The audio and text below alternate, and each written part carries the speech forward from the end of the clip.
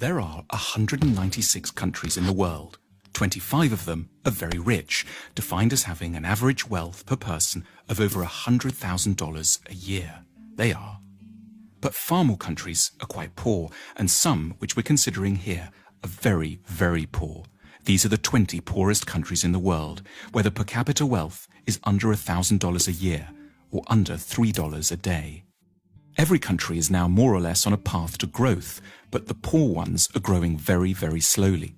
If Zimbabwe continues at its current growth rate, it will qualify as a rich country in 2,722 years.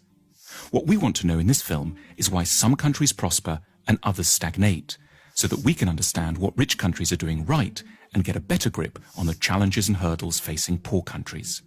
There are basically three factors that determine whether a country will be rich or poor.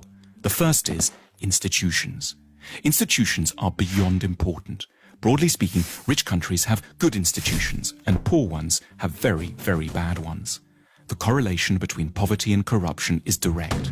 The richest countries in the world are quite simply invariably also the least corrupt ones.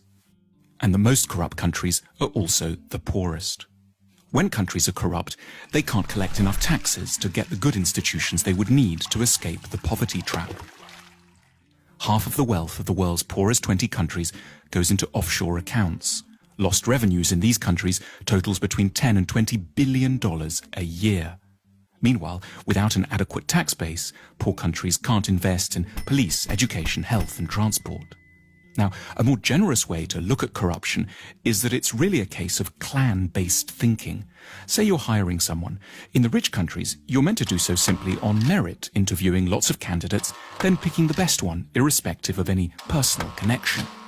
But in poor countries, under the sway of clan-based thinking, that approach would itself be seen as corrupt. It's your duty to disregard the so-called best candidate from an anonymous bunch in order to pick someone from your own team, your uncle, your brother, your second cousin, the guys from the same tribe. As a result, poor countries don't allow themselves access to the intelligence and talent of the whole population. There's a second thing that keeps countries poor: culture. What goes on in people's minds, their outlooks and beliefs. A striking statistic pops up here in relation to religion. If there's one generalization you can make about religion and wealth, it's that the less people believe, the richer they stand a chance of being. 19 of the richest countries in the world have 70% or more of their populations saying that religion is not at all important to them. The exception here is, unsurprisingly, the United States, which manages to combine great religiosity with huge wealth. More on that in a second. And conversely, the poorest nations in the world are also extremely believing ones. Here's how many people think religion and the supernatural is deeply important in the following countries. In the world's poorest country, simply everyone is a believer. Why is belief quite so bad for wealth creation? Because in general, religiosity is connected up with the idea that the here and now can't be improved, so you should focus on the spiritual and look forward to a next world instead. It makes quite a bit of sense when you live here. In the rich world, on the other hand, people are generally great believers in their capacity to alter their destiny through effort and talent.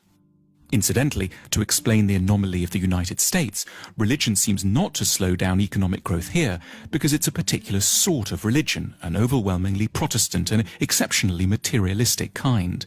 The American God doesn't want you to think of building the New Jerusalem in the next world. He wants it here and now, in Kansas or Houston.